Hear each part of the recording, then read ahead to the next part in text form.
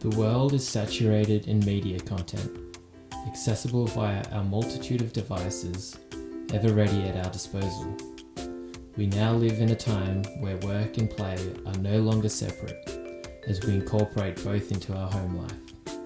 This phenomenon is occurring in homes in every city and town across the globe, creating a new type of audience never before researched. An insight into this occurrence can shed light on why we do this and how we do it.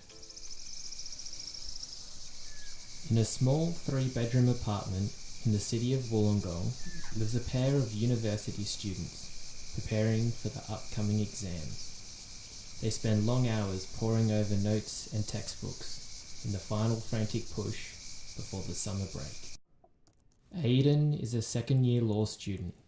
He is committed to his studies and works long hours into the night, often until sunrise. Hayden is a third-year commerce student. Despite having a more relaxed approach to his study, he often excels in his classes and will be graduating at the end of the year. The idea of multi-screening is no new concept, with 90% of people using multiple screens sequentially to accomplish work over time. However, only 9% watch a video when engaging in simultaneous screen usage. This leads to the peculiarity of both students' method of study. Instead of focusing on their notes, they choose to engage in movies and shows to accompany their study. A brief look into the study techniques of both students will reveal the niche style of study, which is perhaps a new way of audiencing by combining work and play. We find Aidan nestled in the confines of his room. It is a place of work, rest and play, and as a result, there is little need for him to leave the room. Typically, he will have food and drink readily available by his side. This is so he doesn't have to leave his room to replenish himself, which would lead to procrastination. Over in the living room, we find Hayden, who has ventured from the safety of his room. He has chosen to watch his movies here due to comfort and as a change of scenery. This strategy is necessary for him as it separates his work and rest. Both Aidan and Hayden watch movies in order to remain in their chosen study environment. With a movie on, they are less tempted to leave their position as opposed to as if they are solely studying. This reveals the power of media in that it can be used to control our movements and urges.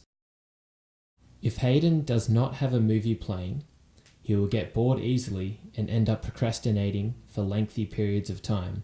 If he has a movie playing, he can watch that for a few minutes and easily return to his study.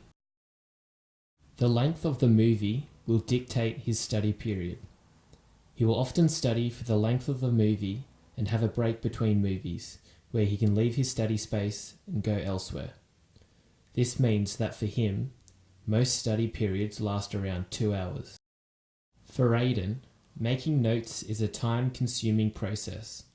By having a movie playing, it encourages him to stay still and not leave his room. The movie also works as a de-stress mechanism. If Aidan were to sit there in silence, he would begin to stress about exams and assignments.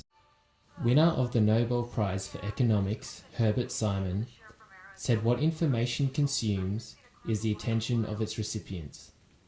Hence, a wealth of information creates a poverty of attention. However, for Hayden and Aidan, the watching of movies is not affecting their attention. It is enabling them to engage in their study better than if they were to focus solely on their work. In saying this, Hayden and Aidan do have to mediate the content they watch, as it does have an effect on their study. They choose to watch movies that they have already seen before or otherwise enjoy. They do this because they need only pay little attention to the film whilst also getting the required satisfaction from it, so that they can competently engage in their study. Hayden's choice of film is comedy and romance.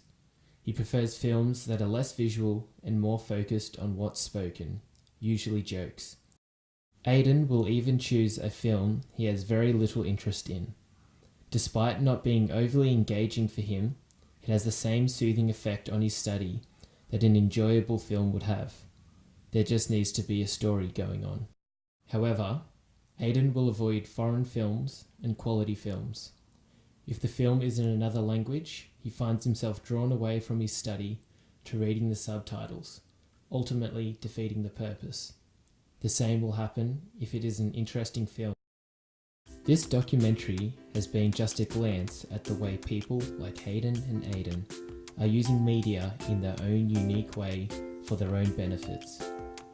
As technology evolves to meet our current demands, people will continue to appropriate its use.